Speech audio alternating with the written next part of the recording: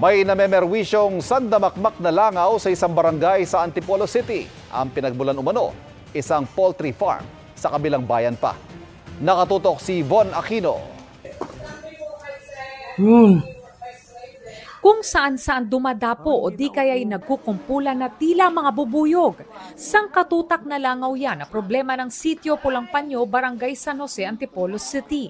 Pagpasok sa bahay ng pamilya Argilies, langaw na ang sasalubong sayo. Sa kama, maging sa kusina. Paano naman hindi ka mawala ng gana dyan.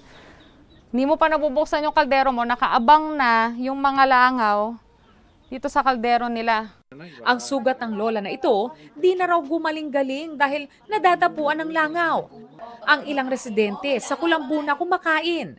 Papasok muna namin yung pagkain dun sa Kulambo bago kami papasok. Ang siste nga po, pagpasok mo, nakasunod na rin si langaw. Sino bang makaka-enjoy? Iinom ka ng kape, mamaya may dumayb na langaw? Ang kantin ng Old Boso-Boso Elementary School, di rin nakaligtas sa langaw. Ang karinderyang ito, literal na nilangaw kaya napilitang magsara. Ang itinuturo ng mga residente na pinagmumula ng mga langaw, ang poultry farm na ito. Ayon sa Antipolo City Disaster Risk Reduction and Management Office, June 2023 nang imbestigahan nila ang poultry dahil sa mga reklamo. Yung pong kanilang mga naipangako na mga gagawing interventions, meron po silang mga hindi po natupad o nagawa. Iniakyat daw nila ang report sa provincial government ng Rizal. Ang municipality ng Baras naman na nag-issue ng business permit, 3 beses na raw nag-inspection sa poultry simula 2019. Pagpunta po namin doon, wala namang flies ma'am, talagang minimal lang talaga. Siguro nakapag-ani na sila noon. Nagbabahay-bahay naman daw ang mga tauhan ng poultry para mag-spray ng pamatay langaw. Pero ipinatigil ng isang residente dahil masakit daw sa dibdib ang amoy.